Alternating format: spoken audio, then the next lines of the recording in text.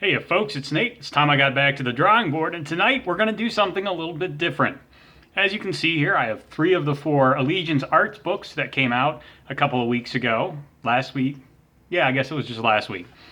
Anyways, I also have this little postcard for the Red Rooster campaign, and I don't want to do a review of these just yet. I am going to do a review of each of these 3 books, but first I need to address the rooster in the room, namely Red Rooster, and a little bit of what I think of how Allegiance Arts has played out since its inception.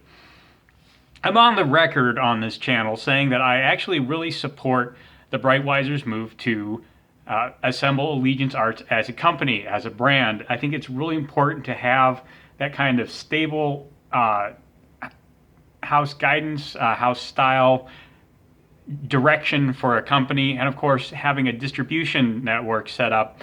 All those things are really good, but the problem that the Brightwisers have come across is their commitments, and I think this is very important, especially for a book that was marketed under the label of a supposedly consumer-oriented movement. So we have to talk about Red Rooster before I can really fairly talk about anything else under the Allegiance Arts banner. I'm a backer of Red Rooster. I backed at the basic get a book tier. I backed about 2 years ago when the campaign, pretty much when the campaign first started. I backed because I love Mitch Brightwiser's art style. I love his sense of form, the kinetic energy he gets in there. I love the way Elizabeth Brightwiser's colors just really make all that pop and come to the forefront. And I didn't know a whole lot about the story, but I was willing to give it a chance. And I've been waiting. I've waited 2 years. And again, when they announced that they were trying to build their own publishing company and their own distribution network, using the success of Red Rooster as a proof that they had an audience, I was supportive of it. But I've always felt that it was incumbent upon them to fulfill their commitments to their customers before they pursued the business deal, because they presented themselves, or they were presented to at least me, and I'm sure a lot of other members of the audience, as people who were customers first. And I understand it's important to take opportunities when they come up. It's important to behave as a business in an industry. However, one of the things a business in an industry has to do is meet their commitments. I really feel that the Brightwisers have shown a willingness to sell out their commitments in pursuit of security, quote unquote security, because let's face it, the Walmart distribution deal with that Allegiance Arts customers is not me or anyone else who backs their projects directly. It's now Walmart. And again, I don't have a problem with their primary customer being Walmart if they had proven that they were going to still value me as a customer as well. However, by basically setting me aside and all their other backers aside so that they could pursue this Walmart deal, what they said to me is that their desire to tell a story, their desire to give me something of artistic integrity, their desire to value me as a customer was secondary to their desire to have Walmart as a customer and the stability of a distribution network. Now, maybe that's a good business decision. I'm not going to argue that. I think to a certain degree it is actually a good business decision. However, and this is something that the consumer advocates or customer advocates of Comicsgate seem to have lost sight of, is that sometimes a decision that is good for the business is bad for the customer. And when that happens, it is incumbent upon the customer to push back. Now, I know a lot of people are pushing back on what they see fairly, in my opinion, as the Brightwisers' anti-customer behavior by saying they're not going to buy anything from Allegiance Arts. And I understand where that viewpoint comes from. I have 2 problems with it. The first is that there are a lot of names on here that are not Brightwiser. Now, I believe Elizabeth Brightwiser did coloring for the Futurists, but other than that, no one on the creative team for these books is was involved in any of those business decisions. And I know that, ultimately the Breitweisers still get a small cut of this because they are part of the, distribution deal that brings this to Walmart. They get some of the money that I paid. But I actually don't have a real problem with that. I think their good business decisions are actually worthy of being rewarded. And I think, again, that the Walmart distribution deal that Allegiance Arts got was a savvy business move. And I still support it. I don't support their treatment of the customers that they did in the pursuit of that business deal. So, obviously, I have chosen not to boycott Allegiance Arts in its entirety.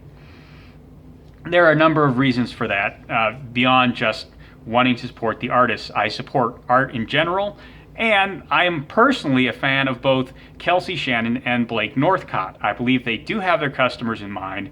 Both Kelsey and Blake have fulfilled Kickstarter campaigns or crowdfunding campaigns where they show that they directly value their individual audience as well as their distribution audience, or however you want to put it, their corporate audience, if you will. And I'm not using corporate in a negative sense. I know there are a lot of people who hear corporate and think evil men in suits.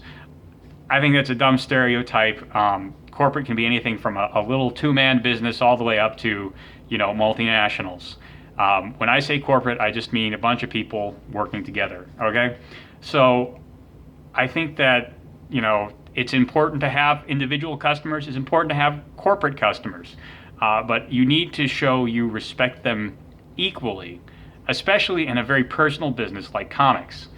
And while I feel the Breitweisers haven't done that in the way they've approached this, the distribution of distribution and fulfillment of Red Rooster, and their distribution deal with Walmart, I think that at least in the case of Blake Northcott and Kelsey Shannon, and hopefully in the case of some of these other people that have worked on these projects, there are people who do want to meet those individual commitments as well as their corporate commitments.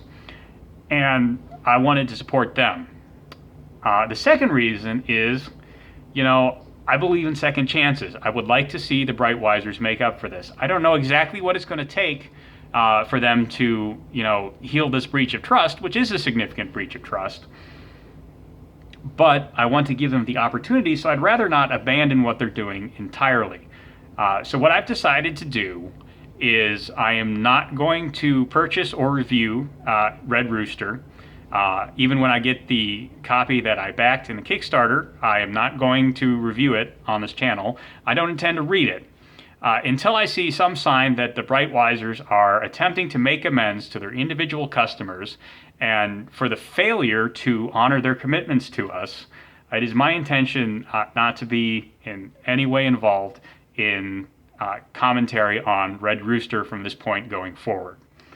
And I think that is a fitting consequence for their disregard to me as a customer.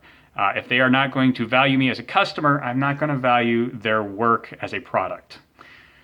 However, I see no reason not to value the work of other people who have, put their best foot forward in providing us with good entertainment. And again, I know that some of that money is going to the Breitweisers, but it's going to them in respect to their good business decisions, which I do support. And I know it sounds a little schizophrenic to say I don't support their treatment of me as a customer, although I do support their business savvy. And that's because, the system is a little schizophrenic like that. What you going to do? Not all people are 100% consistent. Not all our business transactions are 100% consistent. I recognize how hard it is. And it can be hard to, make those decisions that favor you as a business and those decisions that favor your customers. And while I am upset that the Breitweisers have not treated me well as a customer, I respect the nuance of the situation. And I think that this is the best tack I could take in examining the work they've presented. Now, all of this is to make my viewpoint on this perfectly clear as I go into these reviews, because I am a little bit salty about what the Brightwisers have done here, and there's a very good chance that's going to color my examination of these 3 books.